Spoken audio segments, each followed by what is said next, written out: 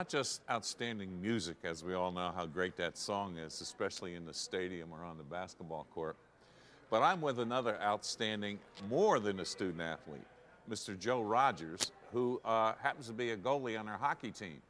But you talk about living with no fear. Joe, you were born with no right hand. And all of a sudden, here it is, you're a goalie on the hockey team. How small were you? And obviously running around, crawling. You had no fear as soon as you were born. Let's go for it. Well, I was really fortunate. My parents and my entire family were so supportive from day one.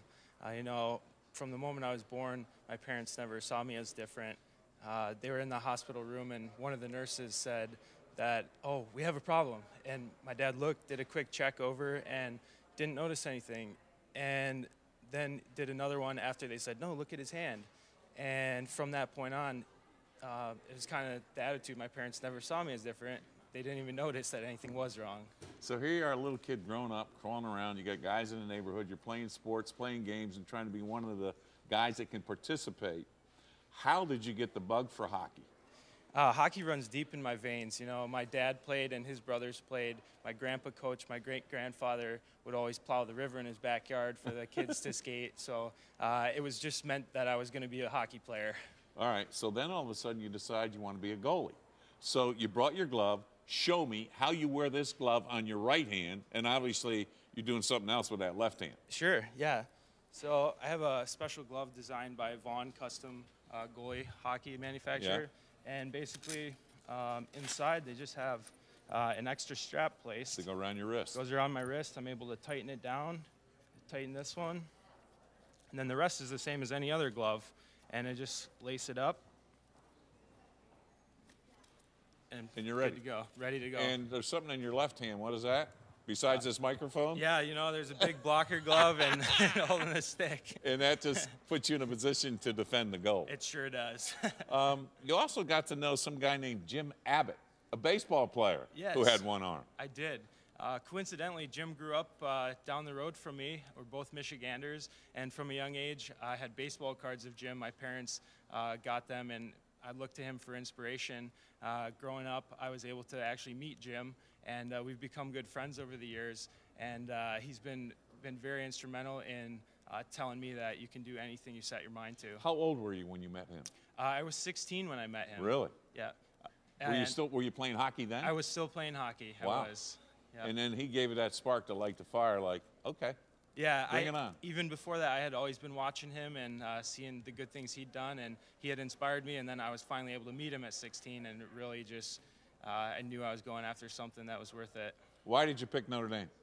I was looking for a place to combine academics, athletics, and tradition, and Notre Dame just fit the bill. So there must be some great scrimmages when, as you guys go at it head to head, there's no handicap when you're playing. No.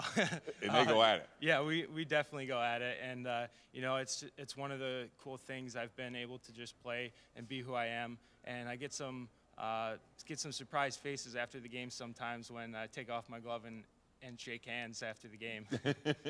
What's it been like for you for 4 years here as a student, knowing that, okay, yeah, you're a hockey player, but that's not the main reason why I'm at Notre Dame?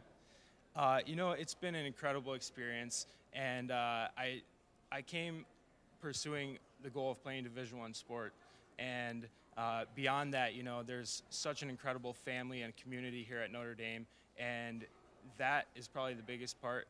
That I've loved it so much and had a great time, and it's just been an incredible experience for 4 years. I got to read this because you were a nominee for the Mellon Wealth Management Hockey Humanitarian Award for community service. That's correct. Okay. What was the community service that you did while you're here at Notre Dame? There's been several projects that we've been a part of with the hockey team. This year, I was fortunate enough to head up a big project for a group called Hockey Saves. It's a group that allows military members to get on the ice and have some ice time they call it Nothing Else Matters, and it's just a way to relieve some stress.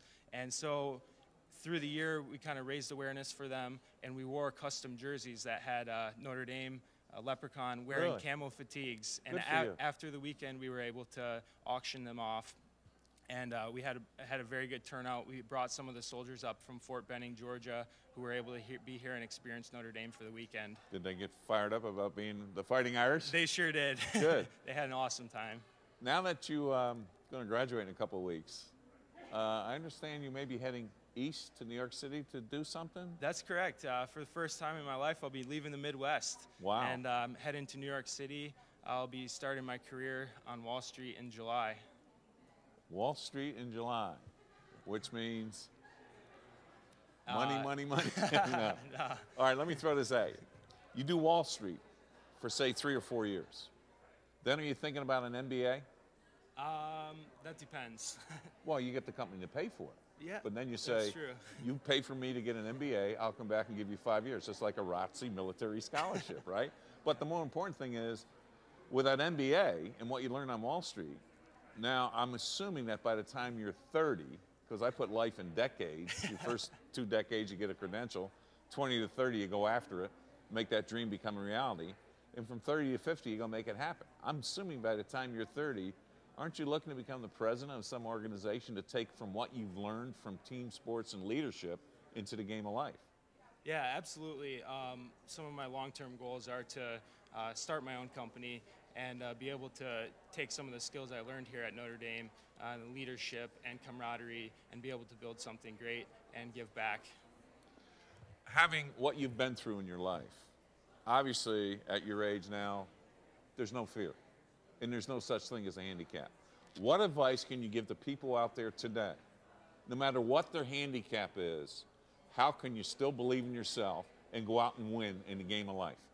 Well, I like to live by 3 things. One is embrace who you are. The second is always follow your dreams. And the third is to never give up. No matter what life throws at you, there's ups and downs, and it's just how you keep moving forward.